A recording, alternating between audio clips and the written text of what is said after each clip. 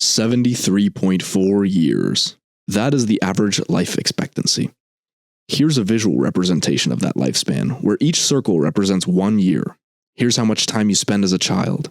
Here's how much of your adult life you spend asleep. This leaves you a meager 34.7 years of waking life as a teenager and adult. Add to that how much time you spend at work, assuming you work a 9 to 5 for 40 years, and things quickly start to look grim. We tend to forget our mortality and how terrifyingly fast it rushes toward us.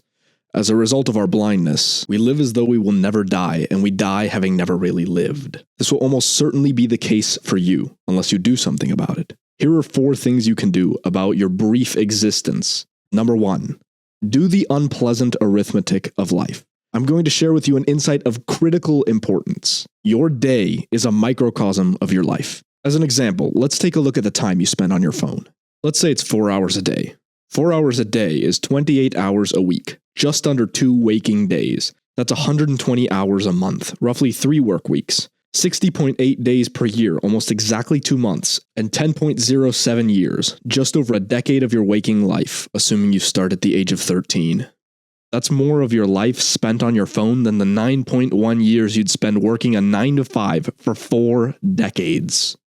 It very quickly becomes clear why what you do habitually has a massive impact on your life. Every action you regularly take will make up a massive portion of your life, so do only that which is worth doing and ignore all the rest. Ruthlessly eliminate what is not worth doing. But how do you know what is and isn't worth doing? And that's where number 2 comes in. Determine your values. At the end, everyone wishes they'd done something differently. Do what matters most and you will not regret your life. If you make the best choices you possibly could, given what you knew at every moment, or at least as many moments as you can, there will be nothing to regret because you did things as best you possibly could. At that point, your life could not really have gone better. This, of course, excludes any sort of circumstance or misfortune, which is worth excluding because there's no point considering what could have happened otherwise because it did not. That is not the way reality works, so it's not even worth thinking about. So more specifically, for determining your values, you need to make a value hierarchy.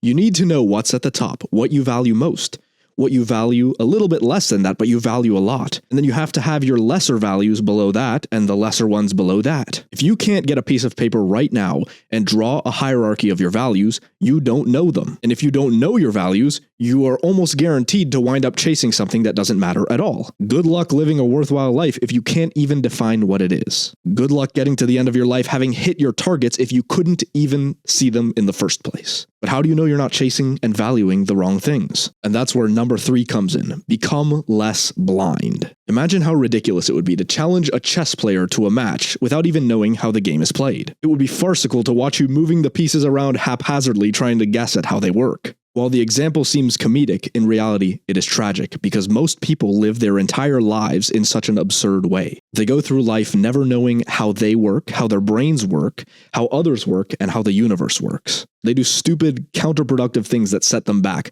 They stumble through their relationships like a drunken bull in a china shop. And they get caught up in ridiculous theories about life in the universe without even being able to explain how an atom works. The worst thing is, they think they know what they're doing because their brain is pulling the wool over their eyes, and they go through their entire lives never even realizing that because they have no idea how their brain works. They live and die blind without ever realizing it was possible to see. Here are 3 major consequences of blindness. The first consequence is mistakes and regret due to your ignorance. Even if you make the best choices you can at the moment, there's a lot you don't know, and you will inevitably make mistakes. The solution to this is rather simple, actually. It is to learn from the mistakes and regrets of others so that you can prevent them in yourself. The second major consequence of blindness is being fooled by others. You may become convinced that a certain diet or product or religion is the best, simply because somebody with ulterior motives duped you. You will be played for a fool, and people out for themselves will take advantage of you. They will see your ignorance and see you as a prime target, which you are. The third major consequence of blindness is fooling yourself. As Richard Feynman, one of the greatest physicists of all time, said, "You must not fool yourself, and you are the easiest person to fool." Examine your beliefs with dispassionate scrutiny, because trust me when I tell you this, there is little worse than spending a lot of your time living according to a certain belief set, only to realize that it was all false. You must take your most cherished belief, which for most people is their religious belief or what they believe matters, and viciously examine it. Assume it is wrong and find every reason you can why it is wrong. Look for people who disagree with you and truly, dispassionately analyze their perspectives. You'll almost certainly fool yourself into thinking that what you currently believe is true, simply because you're attached to the idea. There is unfortunately little I can tell you that will prevent this, because people are neurologically wired to be hopelessly biased, but it's at least worth trying. This is why we must learn. We must broaden our perspectives as much as we can. The younger you are, the more time you have to make idiotic blunders that will negatively affect the rest of your life, and the more critically important it is to open your eyes. One such example is getting addicted to something in your youth, or wasting your most precious years. The younger you are, the less you know, and the more important it is to learn and attempt to open your eyes. As the maxim goes, youth is unfortunately wasted on the young. If you have any of yours, do not waste it. Learn how you work and why you do what you do, especially how your brain works, because it generates your whole experience of life. Learn how others work and why they do what they do, so that you can make less stupid mistakes with them, and so you can understand them more, so you will be less frustrated, and so any interactions will go better for you and for them. Study science and logic, and learn at least a little about how the universe works.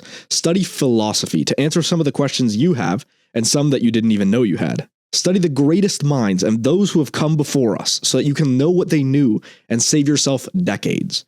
Gain the insights accrued over millennia. The last thing you should do is confront your mortality. Awareness of your mortality should help you clarify your values. Keeping your mortality top of mind will allow you to more readily see that a lot of the things you deem important are actually irrelevant. An example that plagues many people is worrying too much about the opinions of others, most of whom are not even paying attention to you because they're too worried about what you're thinking of them.